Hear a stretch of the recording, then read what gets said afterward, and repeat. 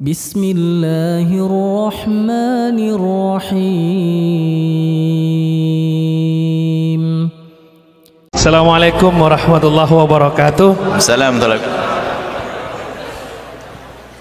Mohon izin Ustadz, Buya, perkenalkan saya Sabta dari Aswaja Kota Dumai. Mungkin pertanyaan ini di luar judul yang telah ditentukan, tapi mungkin ini ada sedikit bermanfaat bagi beberapa jemaah. Kami mohon izin Ustadz, mohon bantuan ijazah amalan bagaimana kita bisa diberi kemudahan dalam membayar hutang. Mungkin di bawah beberapa orang ada, atau saya sendiri khususnya bisa diberi kemudahan sama Allah untuk melunasi hutang-hutang. Itu aja Ustadz dari kami. Terima kasih. Assalamualaikum warahmatullahi wabarakatuh. Assalamualaikum, Masya Allah. Bismillah. Sebelum doanya ada tipnya. Di dalam hidup itu kita jangan ngikuti gaya hidupnya orang lain. Kita sering terbawa gaya hidupnya orang lain sehingga kita memaksakan harus mempunyai sesuatu yang belum waktunya. Akhirnya kita ngutang atau kredit. Kalau sudah ngutang sama kredit, bayar nggak? Harus bayar kan? Itu yang menjadikan orang akan menjadi terpuruk. Biasakan dengan hidup sederhana. Itu menjadikan kita mudah untuk terhindar dari utang. Biasakan hidup sederhana. Kalau sudah hidupnya jor-joran, itu alamat dia bakal banyak utang. Dia memaksakan diri. Waktu suaminya gajinya cuma 2,5 juta, dia beli tas harganya 25.000, ya kan? Tak taunya gaji suaminya naik, bukan 2,5 juta menjadi 25 juta. Tasnya 250.000 harganya, naik tasnya, dan seterusnya. Jadi yang pertama adalah harus kita mengatur cara hidup kita. Sebab apa artinya kita tambal di sini tapi ini belum dibenahi cara hidup. Ada orang cara hidupnya gaya ngutangan, mukanya muka ngutangan juga ada, akhirnya gayanya gampang ngutang. Kalau ketemu sama orang lain bisa minjem duit, nggak apa-apa, isengnya minjem duit sana. Itu ada model begitu, itu bahaya. Maka yang perlu dirubah adalah cara hidupnya dulu. Anda jangan malu deh kalau kalau nasi liwet. Anda kalau tahu nasi liwet kami, wah Anda bakal senang. Nasi liwet selera paling praktis ya. Tahu nasi liwet ini? Jadi kalau nasi, jadi nanti sayur saya cacah. Saya kasih kelapa parut. Ini kayak lapar nih masuk. Kelapa parut saya kasih teri sedikit-sedikit sama bumbu begitu. Satu piring atau bagaimana. Setelah nasi liwet sudah mulai matang, saya tumpangkan di atasnya. Saya tutup, saya keliling kemana begitu. Nanti balik lagi, itu sudah bumbunya ngerembes ke bawah. Kita balik tuh makan bareng-bareng, enaknya sudah luar biasa. Nggak usah repot deh gaya. Makan dengan kerupuk juga ada. Cuman ada gizi dikit doh, jangan kerupuk terus lah. Sederhana. Jadi jangan biasakan hidup ini. Jadi biarpun kita kasih apapun, jangankan kok hanya dikasih doa, jangankan kok dikasih doa, dikasih duit untuk bayar utang pun kalau cara hidupnya belum dibenahi, besok ngutang lagi. Maka kita benahi adalah cara hidup.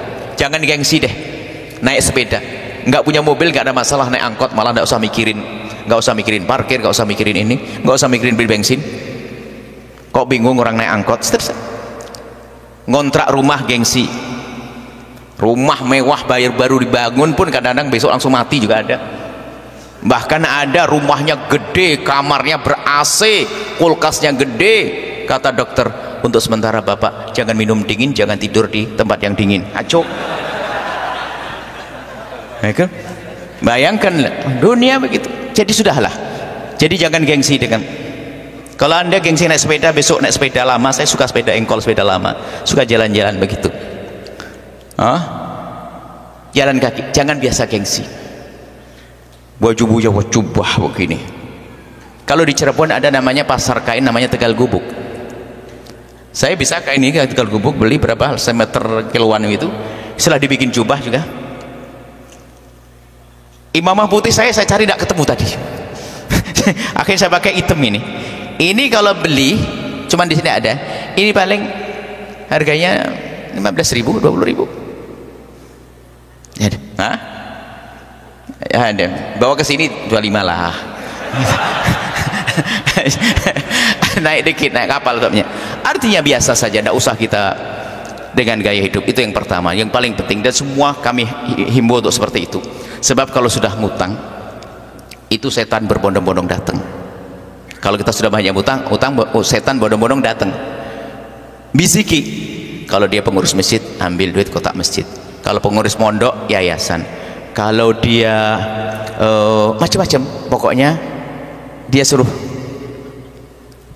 ngambil pokoknya. Lah ini karena apa? Karena utang, malu, nah ditagih orang nggak bisa.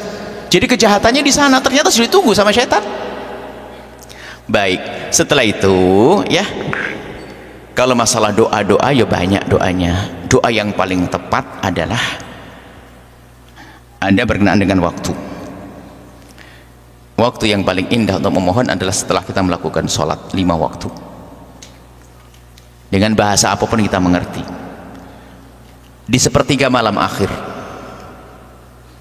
Bayangkan kalau sudah hidupnya enggak sederhana, bangun malam juga enggak pernah, sholatnya kebut-kebutan, gimana ini? Jadi, nah, setiap habis sholat, yaitu setiap habis sholat berdoa memohon kepada Allah dan sebagainya. Kemudian di pertengahan minta kepada Allah. Nah, itu perlu waktu-waktu yang tepat. Dan selagi masih punya utang, jangan berpikir tentang berbuat baik dulu selain bayar utang. Jangan berpikir sedekah dulu. Anda jangan tertipu. Kalau kamu sedekah nanti bisa bayar utang. Sedekahnya maksiat kok. Mempunyai utang sedekah. Coba aja. Saya utang kepada Anda 100.000. Hari ini harus saya bayar, sementara Anda butuh 100.000. Tahu-tahunya apa? Saya sedekah 100.000 ke orang lain. Anda marah dengan saya, ya enggak? Sedekahan, utangnya belum dibayar, kan begitu? Kita sering tertipu. Membayar utang hukumnya wajib. Dahulukan bayar utang. Jangan urusi sedekah. Tapi saya kan pengen bantu pesantren Al-Bahjah tadi. Jangan bantu, ada yang bantu orang lain. Kan Al-Bahjah tadi ada proses bosnya. Enggak, saya tidak perlu dibantu. Anda urusi diri Anda sendiri biar Anda bebas dari utang. Kalau Anda punya utang sedekah ke kami, bermasalah. Kecuali utang yang belum jatuh tempo dan Anda punya gambar untuk bayarnya. Contoh, Anda punya utang, tapi Anda punya gambar untuk bayar dan utangnya belum jatuh tempo, Anda boleh sedekah hari ini. Sudah jatuh tempo masih sedekah. Itu diantaranya. Jangan berpikir tentang berbuat baik kecuali urusan bayar utang, karena utang itu luar biasa. Matul ghani dzulmun, orang menunda-nunda membayar utang bagi yang mampu adalah kezaliman. Semoga Allah menjauhkan dari utang. Utang itu di siang hari gelisah, di malam hari nggak bisa tidur. Tapi dia bisa tidur, Buya, keterlaluan dia. Nggak tahu diri dia. Baik. Kemudian ada doa dari baginda Nabi SAW untuk bayar utang adalah Allahumma kfina bihalalika an haramik wa aghnina bifadlika amman siwak. Perbanyak doa itu. Allahumma kfina bihalalika an haramik wa aghnina bifadlika amman siwak. Allahumma kfina, ya Allah cukupkan kami ya Allah, bihalalika dengan kehalalan darimu ya Allah, wa aghnina dan kayakan kami, bifadlika dengan karuniamu amman siwaka, sehingga aku tidak perlu ngutang-ngutang, tidak perlu kepada yang lainnya darimu ya Allah. Ini adalah doa yang diajarkan bagi Nabi Shallallahu Alaihi Wasallam. Kemudian juga diantaranya yang saya lupa kami sebutkan, orang yang dililit utang dan sebagainya, Anda koreksi. Mungkin Anda siapapun punya kesalahan dengan orang tua, bergegaslah menghadap pada orang tua dan minta maaf, karena mungkin kita menyakiti orang tua dan sebagainya. Cium tangannya, peluk dengan hangat, minta maaf dan berjanji untuk tidak mengulangi kesalahan itu, karena bisa jadi sebabnya adalah di sana. Insyaallah setelah itu diselesaikan semuanya. Wallahu a'lam bishawab.